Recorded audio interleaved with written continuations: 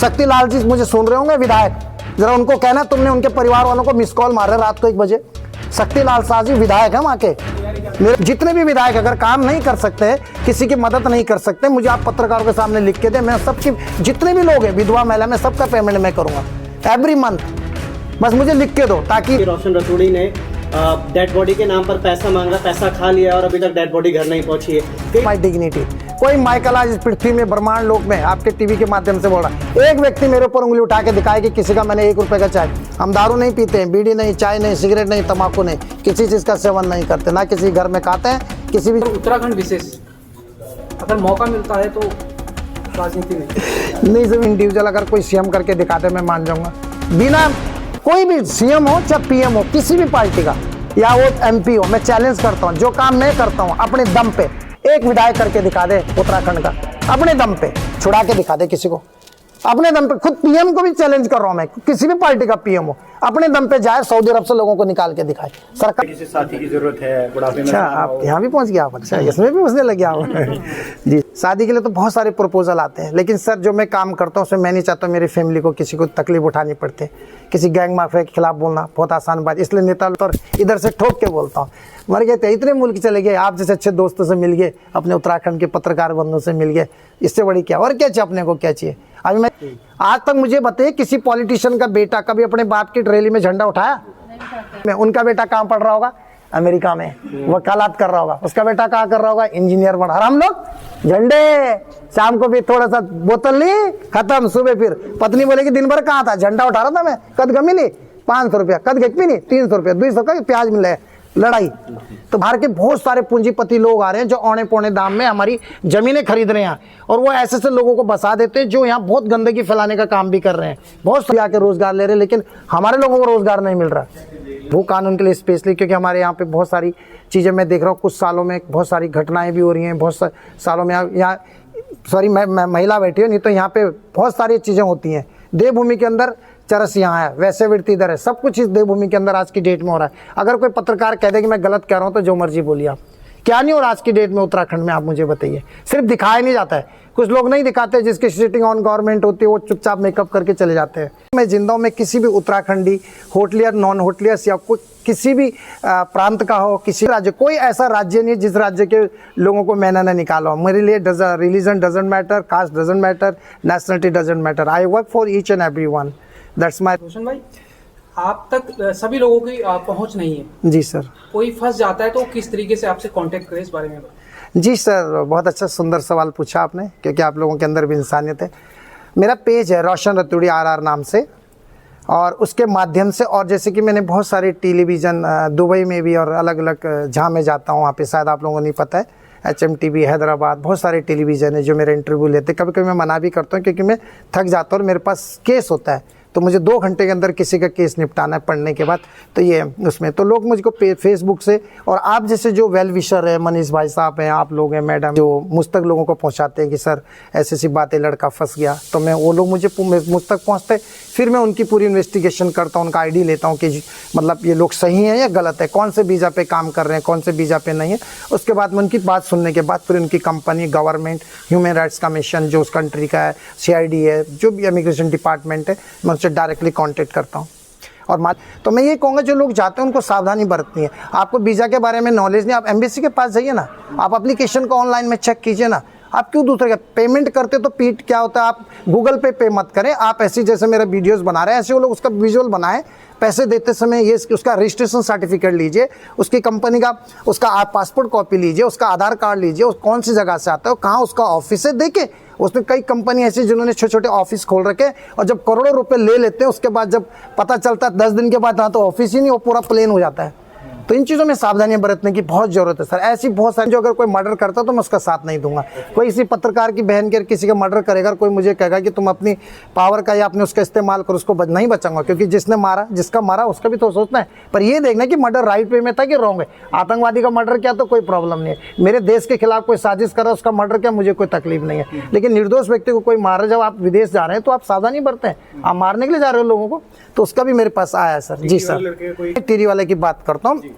टिहरी वाला जो कि जॉर्जिया में, आपको पता है कि कार्बन मोनोऑक्साइड गैस बनने के कारण से 12 लोग उसमें मर गए थे। उसमें एक जॉर्जिया की एक लड़की थी, 7 पंजाब के लड़के थे और 3 पंजाब की लड़कियां थी। एक मेरा उत्तराखंड का प्रीतम लाल जी, जिनके पिता का नाम बसंत लाल, मयन गांव 31 और सुनार गांव के रहने वाले हैं, जिनकी उतनी गरीब परिवार से आते हैं। उनका भाई एक मुंबई में भी काम करता है। उनकी बॉडी को मैंने मंगलवार को भारत भिजवाया था, अंतिम संस्कार भी हो गया। उनके पास पैसे नहीं थे, उनका पैसे भी मैंने दिया है। जी सर, मैंने पैसा भेजा है। जब एम्बुलेंस के पैसे भेजे तो डायरेक्ट यहाँ से दिल्ली से और डायरेक्ट भिजवाया था, हरिद्वार में अंतिम संस्कार किया जाए सर। उसके बाद सर मैंने जो यहाँ पर राजलक्ष्मी एमपी हैं, मैंने उनके पीए से भी बात कराया। मेरे साथ और भी पत्रकार थे, आदरणीय सवाल जी, तो नेगी जी से भी मैंने बात किया कि भाई जब किसी ये इनकी डेथ हो चुकी है इनके पति की, तो इनके बेटे इनके कौन देगा इनको, इनका क्या फ्यूचर है? एमपी के पास फंड है, विधायक के पास फंड है, ऐसी चीज़ों के लिए अगर कोई पत्रकार मेरी बात को गलत साबित करते मान जाऊंगा मैं। बताइए, इनके पास करोड़ों रुपए का फंड आता है। एक एमपी के पास एक साल में 10 करोड़ रुपए तक का फंड आता है। एक एमपी के नीचे मैक्सिमम 2 to 3 विधायक होते हैं। राइट है रॉन्ग? होते कि नहीं होते? आप इसे पूछना चाहता हूं। तो पैसा कहाँ जाता है? एक महिला है, वो कहाँ जाएगी पैसा कमाने? तब कहेंगे कि प्लान होता है। सुविधाएं दीजिए ना लोगों को। कोई किसी की भी सरकार हो, XYZ, आई डोंट केयर, लेकिन आप क्यों नहीं सोचते? वो महिला कहाँ जाएगी? मैं आप ही से पूछता हूँ, मनीष जी और आप पत्रकारों से। उसकी छोटी सी बेटी है, वो गरीब रहती है, पहाड़ में रहती हो, क्या भैंस पालने से चल जाएगा? लकड़ी काटने जाएगी तो वहां बाघ बैठा हुआ है, और बाघ और बच्चे को खा के सरकार की तरफ से बताना किस किस के परिवार को पैसा मिला था, बताना मुझे। आप इतने सारे पत्रकार मेरे सामने, बताओ तो सही, बताओ तो सही। उसके परिवार में किसी को नौकरी मिली? उसके देवर को, किसी को भी नौकरी मिली? अगर किसी विधायक का बेटा को बाघ खा ले तो पूरी गवर्नमेंट लॉबी, ब्यूरोक्रेट वहां इकट्ठा हो जाए उसके घर में जी हुजूरी करने के लिए। ये सत्यता है। तो मैंने कुल मिला के राजलक्ष्मी शाह जो वहाँ की जो वो है, पहले मानवेंद्र शाह जी उनके जो थे परिवार के, मैं बहुत अच्छी तरह जानता हूँ। मैंने उनको कहा कि इन बच्चों की फीस माफ होनी चाहिए। आप उनके पीए को कॉल कर सकते हैं, नेगी को, मैं अभी आपको बोलता हूँ। उन्होंने कहा रतुल जी आप हमें उनका नाम दीजिए। मैंने कहा फ्री होनी चाहिए स्कूल फीस, 18 जब तक क्यों 18 साल के नहीं हो जाए, कम से कम 12वीं क्लास तक। कहाँ से देगी वो? शरीर बेच के पैसा कमाएगी, यही चलेगा और क्या चलेगा फिर? और क्या उसके पास देने के लिए? आप मुझे बताइए। तो इन चीज़ों पर, जो इन चीज़ों को ध्यान, इससे पहले एक राकेश पवार कंबोडिया में मरा था, उसकी एक बेटे की बच्चे की, वहां पर भी। हाँ, मैं एक चीज और आपके माध्यम से बता, शक्ति लाल जी मुझे सुन रहे होंगे, विधायक, जरा उनको कहना तुमने उनके परिवार वालों को मिस कॉल मार रहे रात को 1 बजे। शक्ति लाल शाह जी विधायक है वहां के, मेरे पास है सारा। उन्होंने एक बार भी मैडम सवाल का जवाब नहीं दिया। मनमोहन जोशी ने फोन किया था, उनके रिलेटिव ने, कोई जवाब नहीं दिया मैडम, कोई जवाब नहीं दिया। विधायक का कर्तव्य बनता है कि उसके क्षेत्र में किसी की मृत्यु होती है, सबसे पहले प्रधान को, जिला पंचायत, वार्ड मेंबर को जाना चाहिए। वोट लेने के लिए सब आते हो तुम निठल्ले निकम्मे, लेकिन जब किसी बहन के पति की मौत होगी तब, अरे तुम सुख में छोड़ो, दुख में तो आओ। आप विधायक हैं, आप लोग MLA हैं, आपका क्या ड्यूटी? उन्होंने, मैं इस मुंह पे यहाँ पे सामने बोल रहा हूँ, शक्तिलाल साल जी विधायक ji, you are not my enemy. मैं, आप मेरे शत्रु नहीं है, मैं इंसानियत के लिए काम करता हूं। अगर इनमें से भी किसी पत्रकार के साथ कोई बदतमीजी होगी तो उसके साथ भी खड़ा होऊंगा मैं। आप मेरा गला काट दो तब भी वैसे निकलूंगा मैं। तो इतनी इन चीज़ों का ध्यान रखें, स्पेशली जो होटलियर्स हैं, नॉन होटलियर है, कोई विधवा बहनें हैं, उनका मदद करने के लिए सरकार को आना चाहिए। 1500 रुपये पेंशन में कुछ नहीं होता है, होता है कुछ 1500 में? तो ये तो मैंने इनकी बहुत सारी ऐसी कहानियाँ, ऐसे नहीं है, बहुत सारी हजारों केस मेरे पास है, मर्डर के, इसके बहुत सारे केस हैं। लेकिन मैं चाहूंगा कि विधायक और सांसद महोदय राजलक्ष्मी शाह, उनके पीए को भी बोलना चाहता हूं कि प्लीज इन बच्चों की फीस माफ की जाए। अगर आप नहीं कर सकते, आप मुझे लिख के दें, रोशन रतूड़ी को। जितने भी विधायक अगर काम नहीं कर सकते, किसी की मदद नहीं कर सकते, मुझे आप पत्रकारों के सामने लिख के दें। मैं सबकी, जितने भी लोग हैं, विधवा महिला, मैं सबका पेमेंट मैं करूंगा एवरी मंथ। बस मुझे लिख के दो, ताकि एविडेंस होना चाहिए कि इन्होंने कहा कि मैं नहीं कर सकता। कल को हमने तो नहीं कहा था, हमने तो मना नहीं किया। इसलिए मैं हमेशा पावर बटन, ये सब चीज एविडेंस रखता हूं कि कोई भी व्यक्ति कल के दिन मेरे पे उंगली ना उठा सके। यही मेरी ताकत है। अभी ऐसा जी, मैं जवाब दूंगा आपको। कई अलग अलग सोशल मीडिया प्लेटफॉर्म्स में बोला जाता है कि रोशन रतूड़ी ने डेड बॉडी के नाम पर पैसा मांगा, पैसा खा लिया और अभी तक डेड बॉडी घर नहीं पहुंची है। कई ऐसे मतलब सोशल मीडिया, ऐसे भी नहीं कि छोटे, बड़े बड़े सोशल मीडिया में भी बोला गया। तो इस विषय में आप क्या कहना चाहेंगे? मैं तो सबसे पहले आपके पत्रकार के माध्यम से बोलना चाहता हूँ, अगर अपनी मम्मी का दूध पिया, मैं सामने बोल रहा हूँ, अगर मैं बोलूंगा, सॉरी मैं ऐसी भाषा का इस्तेमाल कर रहा हूँ, ये मेरी डिग्निटी का मामला है। It is about my dignity. कोई माइकल आज इस पृथ्वी में, ब्रह्मांड लोक में, आपके टीवी के माध्यम से बोल रहा, एक व्यक्ति मेरे ऊपर उंगली उठा के दिखाए कि किसी का मैंने 1 रुपए का चाय, हम दारू नहीं पीते हैं, बीड़ी नहीं, चाय नहीं, सिगरेट नहीं, तंबाकू नहीं, किसी चीज का सेवन नहीं करते, ना किसी घर में खाते हैं। किसी भी जाएंगे, किसी भी जगह जाता हूँ, सब लड़ते हैं मेरे घर में, मेरे घर मैं नहीं जाता हूँ किसी, मैं अपना पर्सनल काम करता हूँ, गवर्नमेंट से बात करता हूँ। मैं किसी, कोई एक व्यक्ति साबित करके दिखा दे इस पृथ्वी लोक में ब्रह्मांड की तो छोड़ो, इस पृथ्वी लोक में एक भी व्यक्ति बता दे कि किसी का मैंने चाय पिया और किसी का एक टुकड़ा यानी किसी काम का लिया। पैसे से नहीं होता, हम अपना पैसा लगाते हैं। मेरा ना एक वो अपना डिग्निटी है। आपके माध्यम से कह रहा हूं, एक भी व्यक्ति मुझे ऐसे साबित करके दिखा दे कि किसी से मैंने 1 रुपए भी काम का लिया हो, आप लाना और मेरी गर्दन उड़ा देना। तो कुछ लोग होते हैं जो दलालों के खिलाफ बोलेंगे, तो दलाल लोग तो बोलेंगे ना, बोलेंगे नहीं बोलेंगे? आप बताइए मैडम, आप ही बताइए। अगर मैं दलालों के खिलाफ उड़ा रहा हूं, अभी देखो दीपक रावत जो टिहरी के, तो उन्होंने उस पकड़ा अनिल को। कितने सारे दलाल है, कोई नहीं, सरकार ये नहीं देखती किसी की भी सरकार इसका रजिस्ट्रेशन है कि नहीं है, मेन पावर एजेंसी का रजिस्ट्रेशन है कि नहीं है, कोई किसी को भी भेज रहा, कहीं भी भेज रहा, कोई किसी को। बहुत सारी कहानियां, लेकिन आप होता है जब समाज में आप रहते हो, कुछ अच्छे भी मिलते हैं, बुरे भी मिलते हैं, बुराई करने वाले भी होने चाहिए, उनसे भी सीख। राजनीति अगर उत्तराखंड विशेष अगर मौका मिलता है तो राजनीति में नहीं सर, बिना राजनीति के इतना अच्छा काम कर रहा हूँ आप लोगों के लिए सर। राजनीति में रह के क्या एक दलदल है सर। मैं मानता हूँ कि आपके हाथ में पावर आती है आपके अंदर, लेकिन क्या होता है उसमें जो अच्छा भी काम करता है उसको भी बुरा बता दिया जाता है। हम बिना राजनीति में रह के जो काम मैं करता हूँ, इंडिविजुअल अगर कोई सीएम करके दिखा दे, मैं मान जाऊंगा। बिना कोई भी सीएम हो चाहे पीएम हो, किसी भी पार्टी का, या वो एमपी हो, मैं चैलेंज करता हूँ, जो काम मैं करता हूँ अपने दम पे एक विधायक करके दिखा दे उत्तराखंड का, अपने दम पे छुड़ा के दिखा दे किसी को, अपने दम पे। खुद पीएम को भी चैलेंज कर रहा हूं मैं, किसी भी पार्टी का पीएम हो, अपने दम पे जाए सऊदी अरब से लोगों को निकाल के दिखाए। सरकार की लॉबी का, सरकार के यंत्रों का इस्तेमाल करके कोई भी फ्लाइट सरकार के पैसे से जा रहे हैं, होटलों में रुके हुए, विदेश मंत्रालय रुके, एंजॉय कर रहे हैं सरकार के पैसे से। हाँ जी गए थे, एक आदमी निकालते 50 आदमी दिन भर टीवी में चलता है। एक रोशन रतूड़ी से इतना क्यों डरते हो भैया, घबराते क्यों? क्योंकि सच बोलता हूं। मैं चैलेंज करता हूं किसी एमपी को, मुख्यमंत्री, किसी भी पार्टी को, सर करके दिखा दे, एक आदमी को निकाल के दिखा दे, एक आदमी की डेड बॉडी पे अपना पैसा खर्च करके दिखाए।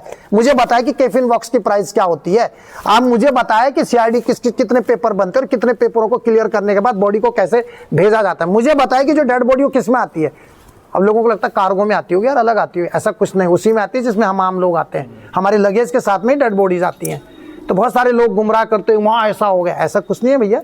प्लीज़, आपको अवेयरनेस की जरूरत है, आपके पास सब कुछ है, आपके पास सारे साधन है, आप चाहें तो अपने का बचाव कर सकते हैं। जी सर। देखिए उम्र बढ़ती जाती है, व्यापार आपका काम बढ़ गया है। जी सर। हमें लगता नहीं कि भाई जो है ना किसी साथी की जरूरत है बुढ़ापे में। अच्छा, आप यहाँ भी पहुँच गया आप? अच्छा, इसमें भी उसने लग गया। जी सर। शादी के लिए तो बहुत सारे प्रपोजल आते हैं, लेकिन सर जो मैं काम करता हूँ उसमें मैं नहीं चाहता मेरी फैमिली को किसी को तकलीफ उठानी पड़ती। किसी गैंग माफिया के खिलाफ बोलना बहुत आसान बात, इसलिए नेता लोग टीवी वाले भी नहीं दिखाते, बहुत से सारे लोग। रसिया का भी मैं आपको केस बताऊंगा, ज़्यादा समय नहीं लूँगा। तो शादी का जहाँ तक मामला है सर, हर आदमी चाहता है उसका परिवार हो। हमारे माता पिता ने शादी करी तो हम भी आए, सही है ना? सही बोल रहा हूँ, संसार चलना चाहिए। लेकिन जो मैं काम कर रहा हूँ 24 साल से, सन 2000 से, इसमें कभी भी जान जाने का खतरा रहता है सर, क्योंकि मैं बड़े बड़े डॉन माफिया, गैंग माफिया के खिलाफ बोलता हूँ और इधर से ठोक के बोलता हूँ। मर गए थे, इतने मुल्क चले गए, आप जैसे अच्छे दोस्तों से मिल गए, अपने उत्तराखंड के पत्रकार बंधुओं से मिल गए, इससे बड़ी क्या और क्या चाहिए अपने को, क्या चाहिए? अभी मैं जा रहा हूँ, मेरी वाइफ है, बच्चे, और मुझे मार दे तो मेरे बच्चे, आप बताइए, वाइफ है, यस, इससे बढ़िया है अपना जीवन लोगों को समर्पित कर दो सर। अच्छा है क्या, वैसे भी क्या दुनिया से लेके जाना, साथ तो कोई नहीं जाता। अच्छा, पति पत्नी को कौन जाता है साथ में? 10 दिन कोई रोता है, उसके बाद उसकी जिंदगी में स्माइल आनी शुरू हो जाती है। ये संसार बन सकते भैया, आप ये जिंदगी भर के लेकर झंडा उठाने के लिए बने हो? आज तक मुझे बताइए किसी पॉलिटिशियन का बेटा कभी अपने बाप की रैली में झंडा उठाया? आप बताओ मुझे। एमपी वालों की भी बात कर रहा हूँ जो मुख्यमंत्री रहे हैं, आप समझदार है। मुझे एक ऐसे नेता, प्रधानमंत्री के बारे में बताओ जिनका बेटा उनके रैली में, उनका बेटा कहाँ पढ़ रहा होगा? अमेरिका में वकालत कर रहा होगा, उसका बेटा कहाँ कर रहा होगा? इंजीनियर बना। और हम लोग झंडे, शाम को भी थोड़ा सा बोतल ली, खत्म, सुबह फिर पत्नी बोलेगी दिन भर कहाँ था? झंडा उठा रहा था मैं। कद गमी ली 500 रुपया, कद गई नहीं 300 रुपया, 200 का प्याज मिले, लड़ाई। तो भाई ये आप लोग, मैं तो कहूँगा ऐसे व्यक्ति को चुने, मेरी हाथ जोड़ के विनती है, क्योंकि भेड़ चाल पे विश्वास मत करें। आप ऐसे लोगों को चुने जो बिल्कुल दिल के साफ हों। आप, हमारी प्रॉब्लम क्या है कि अभी एक सेलिब्रिटी आ गया तो सारे लोग उधर भाग जाते हैं ना। आप ऐसे देखिए कि कोई व्यक्ति अच्छा काम कर रहा है, उसको चुनिए। आप में से बहुत अच्छे लोग हैं, मैं मानता हूँ कि किसी की फाइनेंशियली सिचुएशन कमजोर हो सकती है, लेकिन सर आप मेंटली तो स्ट्रांग है ना, आप आगे तो आइए, आप आगे ही है सर। मैं ये कहूँगा कि जो चुनाव चल रहे हैं इसमें भी बहुत सारे लोगों के नाम मैंने सुने हैं, लेकिन मैं चाहता हूँ कि कोई ऐसे व्यक्ति को चुने सर जिसका रिकॉर्ड बहुत अच्छा हो सर। करता हूँ और जनता से भी निवेदन करना चाहता हूँ कि आप अच्छे लोगों को चुनें प्लीज़। सभी अच्छे, परमपिता परमेश्वर ने सबको अच्छा बनाया, लेकिन बिहेवियर के हिसाब से, नेचर के हिसाब से वो किस तरीके से समाज में काम करते हैं, इस चीज़ का ध्यान रखें आप। हम तो चाहते हैं ऋषिकेश इतना खूबसूरत है, इतना अच्छा है, लेकिन अभी भी कुछ चीज़ें हैं, हम रोडें देख रहे हैं, बहुत सारी चीज़ें देख रहे हैं, गंदगी पड़ी हुई है, लोग आते हैं जहाँ पर। मैं चाहता हूँ कि ये ऋषिकेश जैसा दुनिया में नाम है, बहुत खूबसूरत है, बहुत। हम सुनते हैं, हम जाते हैं तो हम बोलते हैं, वो हमसे पूछते हैं वेयर आर यू फ्रॉम, मैं बोलता हूँ Devbhoomi Uttarakhand, do you know Rishikesh, तो हम बात करते हो, बोलते हैं हम जानते हैं, तो हमें अच्छा लगता है। घर को बचाएं, उत्तराखंड अंदर क्या हो रहा है वो अलग बात है, लेकिन पहले आप, क्योंकि यहाँ पे बाहर के लोग आ रहे हैं, मैं उन नौजवानों से भी कहना चाहता हूँ, बाहर के बहुत सारे पूंजीपति लोग आ रहे हैं जो औने पौने दाम में हमारी ज़मीनें खरीद रहे हैं, और वो ऐसे ऐसे लोगों को बसा देते हैं जो यहाँ बहुत गंदगी फैलाने का काम भी कर रहे हैं। बहुत सारे लोग हैं इसमें, भिन्न भिन्न प्रकार के लोग हैं। मैं तो यही कहूँगा कि प्लीज़ जितने भी नौजवान हैं अपने रोज़गार की बात करें सरकार से, आप लड़े नहीं, मतलब आप चुप ना बैठे। किसी भी पार्टी अगर कोई भी व्यक्ति गलत काम कर रहा है तो मैं ये कहूँगा ये अपने नौजवान जो यूथ हैं उनसे यही निवेदन करना चाहूँगा कि प्लीज़ आप अपने रोज़गार के लिए आवाज़ उठाएं। बहुत सारी चीज़ें मैं देख रहा हूँ यहाँ पे रोज़गार, हमारे यहाँ बहुत से दूसरे लोग भी आके रोज़गार ले रहे हैं, लेकिन हमारे लोगों को रोज़गार नहीं मिल रहा। हमारे लोगों को जो नौजवान हैं, हमारे पढ़े लिखे लोग हैं, कई लोग ऐसे हैं सरकार में बैठे हुए हैं, अपने रिश्तेदारों को उन्होंने नौकरियां दे रहे हैं। मैं उनसे भी कह देना चाहता हूँ कि ऐसे लोगों के लिए भी कानून बनना चाहिए कि आप अपने रिश्तेदारों को, अभी कोई गरीब का बच्चा पढ़ा लिखा है लेकिन उसकी पहुँच नहीं है, उसकी परसेंटेज बहुत अच्छी है, लेकिन ऊपर कोई मंत्री बैठा है, कोई मंत्री बैठा है, आप सोचिए, उसकी तरह से कॉल जाता है, उसको कहीं नौकरी मिल जाती है। तो इन चीज़ों पे अंकुश लगना चाहिए। जो सक्षम है, जो पढ़ा लिखा है, ये मत देखिए। मैं यही कहूँगा कि जितने भी नौजवान हैं वो अपने समाज के लिए आगे आएँ, भू कानून के लिए स्पेशली, क्योंकि हमारे यहाँ पे बहुत सारी चीज़ें मैं देख रहा हूँ, कुछ सालों में बहुत सारी घटनाएँ भी हो रही हैं, बहुत सालों में यहाँ सॉरी मैं महिला बैठी हूँ, नहीं तो यहाँ पे बहुत सारी चीज़ें होती हैं। देवभूमि के अंदर चरस यहाँ है, वैसे वृत्ति इधर है, सब कुछ इस देवभूमि के अंदर आज की डेट में हो रहा है। अगर कोई पत्रकार कह दे कि मैं गलत कह रहा हूँ तो जो मर्जी बोलिए आप, क्या नहीं हो रहा आज की डेट में उत्तराखंड में, आप मुझे बताइए। सिर्फ दिखाया नहीं जाता है, कुछ लोग नहीं दिखाते, जिसकी सिटिंग ऑन गवर्नमेंट होती है वो चुपचाप मेकअप करके चले जाते हैं।